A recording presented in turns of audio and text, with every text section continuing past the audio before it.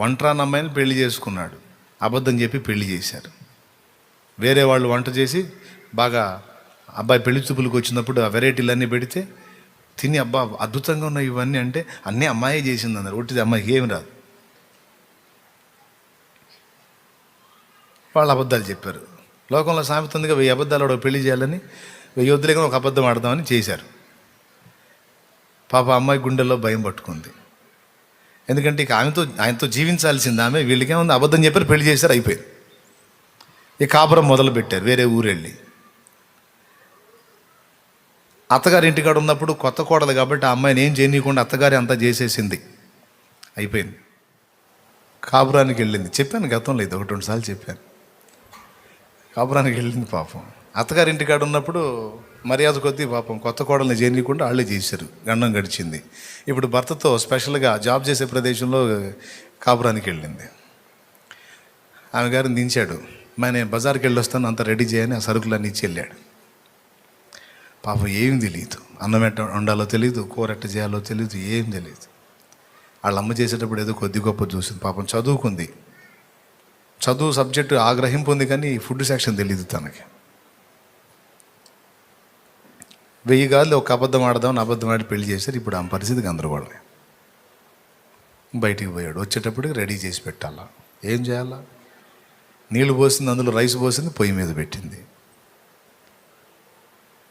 ఎప్పటికి దించాలో, ఎలా తయారైద్దో ఏం తెలియదు. కూర చేయాలి తెలియదు, ఏం తెలియదు. ఇక తిప్పలు పడి తన వల్ల కాక ఇక ఏమైతే అదైంది. ఇక కొడితే కొట్టాడు, తిడితే తిట్టాడు. రాగానే ముందు కాళ్ళు పట్టుకొని నిజం ఒప్పేసుకుందాం, ఇక ఏమన్నా చేయని ఇక ఆయన దయ అని ఇక కూర్చుంది. ఇక ఏడుస్తూ కూర్చుంది. తను ఏమంటాడో అని. పాపం అన్నం వండటం చేతగా లేదు, అంతా ఇల్లంతా పొగ, మాడిపోయిన వాసన. ప్రయత్నం చేసింది, ఫెయిల్ అయింది. పోరాడింది పాపం, ఏదో ఒకటి చేద్దామని. ఏం లేదు, షేపులన్నీ మారిపోయినాయి. అన్నం కూర 2 షేపులు. ఆ మాడిపోయిన పాత్రలకు పక్కన పెట్టుకుని కూర్చుంది. డోరు కొట్టాడు, తలుపు తీసింది. లోపలికి రాగా నీకు ఏం మాటలు లేవు, 2 కాళ్ళు పట్టుకొని పెద్దగా ఏడ్చింది. ఈయన స్టన్ అయిపోయాడు. ఏం జరిగింది, ఎందుకు ఏడుస్తుంది, ఆగు, ఏం జరిగింది అంటున్నాడు. నేను మిమ్మల్ని మోసం చేశానండి, నేను మంచిదాన్ని కాదు, అబద్ధం ఆడాను, అది ఇదని ఒప్పేసుకుంటుంది. ఇక బోర్ను ఒప్పేసుకుంటుంది ఏడుస్తా. నిమ్మళ్ళపరిచి పైకి లేపి నిలిపి, ఏం జరిగింది, ఎందుకు ఏడుస్తున్నావు అంటే, నాకు నిజం చెప్తున్నాను, నాకు అసలు ఏ వంట చేత కాదండి, మా వాళ్ళు అబద్ధం చెప్పారు, నేను అప్పుడే మీకు నిజం చెప్దాం అనుకున్నా, నాకు అవకాశం దొరకలేదు, కానీ ప్రయత్నం చేశాను, ఇక ఇట్లా అయిపోయినాయి అంటే అవి చూసి భయంకరంగా నవ్వి తర్వాత చెప్పాడు, మీరు నన్ను క్షమిస్తారా, నాకేం చేత కాదంటే. అప్పుడు ఆయన ఒక మాట, నాకు ముందే తెలుసు అంటాడు ఆయన. నాకు తెలుసు నీకేం రావని. ఎట్లా తెలుసు అంటే, నేను అవన్నీ తిని చేయగడుక్కుందామని మీ కిటికీ వైపుకి వస్తే అప్పుడు నువ్వు మీ వాళ్ళు మాట్లాడుకోవటం నా చెవిన పడింది. అప్పుడే వీళ్ళు అబద్ధం చెప్పారు, అమ్మాయికి ఏం చేత కాదన్న విషయం నాకు అర్థమైపోయింది. నేను బజార్కి ఎందుకు వెళ్ళాను అనుకున్నాం, వేరే పని కాదు, మనకి బిర్యానీ తీసుకొని రావడానికి వెళ్ళానని ఆ బిర్యానీ ప్యాక్ చూపిస్తాడు. దేవునికి స్తోత్రం కలిగనుగా.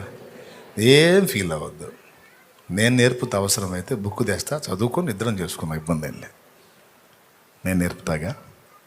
ముందు పద, అక్కడ నీళ్ళు తుడుచుకో, బిర్యానీ తిను, నాకు తెలుసు పిచ్చితానా, తిను, కూర్చో. మీరు ఎంత మంచివాళ్ళండి. ఒక మనుషుడే అలా స్పందిస్తే యేసయ్యా,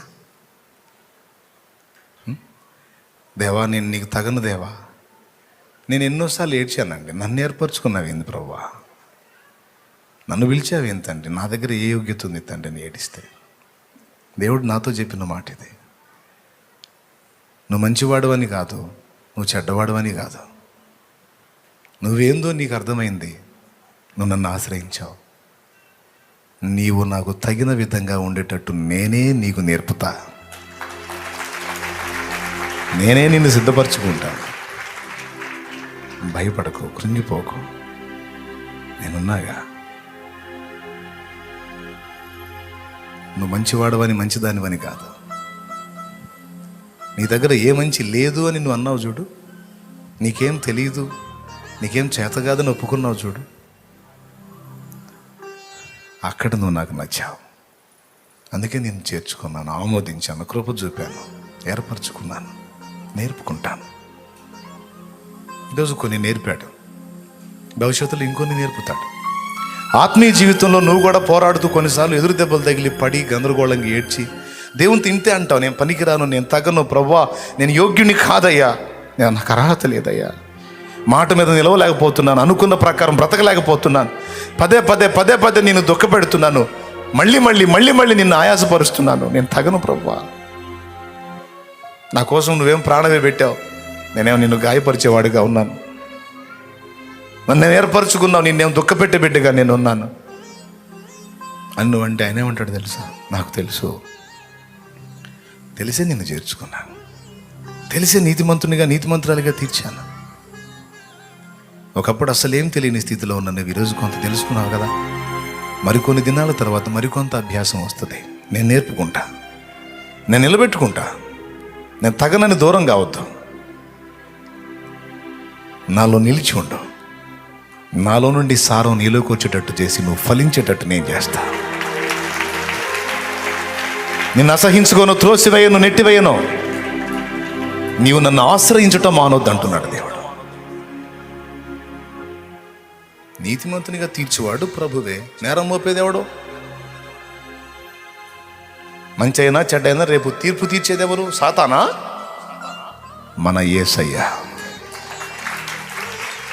నీ ప్రియుడే, నువ్వు ప్రేమించిన నీ ప్రాణ ప్రియుడే రేపు సింహాసనం ఎక్కి తీర్పు తీర్చబోయేది. ఆయనకు తెలీదా? తెలిసే కదా ఏర్పరచుకున్నాడు. న్యాయమైన తీర్పు తీరుస్తాడు, ఏం భయపడద్దు. హల్లెలూయా. నిన్ను ప్రేమించి ప్రాణం పెట్టి నా ప్రేమామూర్తే నీకు రేపు తీర్పరే. న్యాయం ఉంటుంది, అన్యాయం ఉండదు. ధైర్యంగా ఉండు.